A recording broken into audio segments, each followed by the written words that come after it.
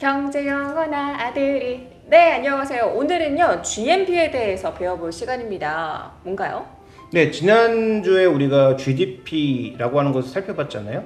그래서 제가 말씀드려서 그 핵심 포인트는 지역이 중심이다. 그러니까 한국이라고 하는 지역이 중심이다. 누가 생산해냈는지는 상관이 없고 지역이 중심이다라고 얘기했잖아요. 네. 근데 GNP라고 하는 것은 우리가 과거에 쓰던 개념입니다. 그래서 저처럼 이 꼰대 세대들이 80년대 이제 경제를 배울 때 우리는 GDP를 안 배우고 GNP를 배웠죠. 오. 그러니까 이게 오래된 개념입니다. 그래서 이건 어떤 개념이냐면 국적 개념입니다. 국적으로. 네네. 그러니까 우리나라에서 미국인이 생산해낸 거 빼고 영국인이 생산해낸 거 빼고 반대로 미국에서 한국 기업이 생산한 건 더하고 어허. 이렇게 계산하는 거예요. 아. 그러니까 이것은 지난번에 말씀드린 게 지역 기준에서 국민 소득의 총합을 계산한 것이라면 이것은 국적 개념에서 우리나라 국적의 사람이 외국에서 생산한 것까지 다 더한 것을 GNP라고 합니다.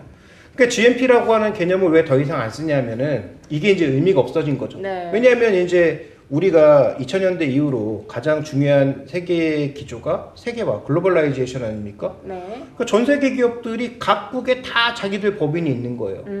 그러다 보니까 이게 GDP로 따져야 정확한 어떤 경제 규모가 계산이 되지 GNP로 따지게 되면 이 나라별로 생산해내는 생산 물량이 다르고 네. 물가가 다르고 그러다 보니 이걸 다 더해서 합을 구하는 것 자체가 너무 복잡해지기도 할 뿐더러 실제로 그 국가의 경제 상황을 제대로 반영하기도 어렵다라는 거예요. 그러니까 이제 국적으로 하지 말고 오히려 우리나라에 들어와 있는 외국 법인들까지 지역별로 합산을 해서 계산을 하게 되는 GDP로 이제 변경이 되게 된 거고요. 그 전에는 국적 기준, 그러니까 나라별로 생산해내는 것들이 정해져 있고, 뭐 지금처럼 삼성전자의 공장이 해외에 많이 깔려져 있지 않았을 때는 GNP로 나라의 어떤 소득을 계산하는 게 좀 더 효율적이었던 거죠. 그래서 지금은 GNP라고 하는 것은 거의 사장된 개념이고요.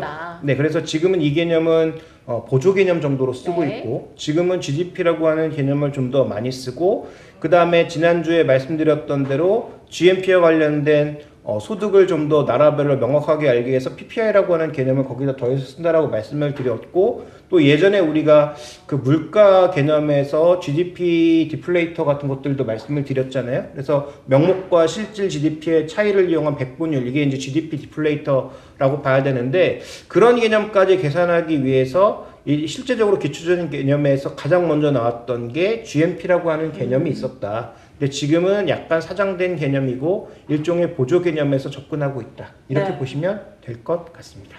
네, 오늘은 GNP에 대해서 배워봤고요. 다음 시간에는 GNI에 대해서 살펴보도록 하겠습니다. 경제 영어나 아들이. 구독, 좋아요. 알림 설정까지 잊지 마세요.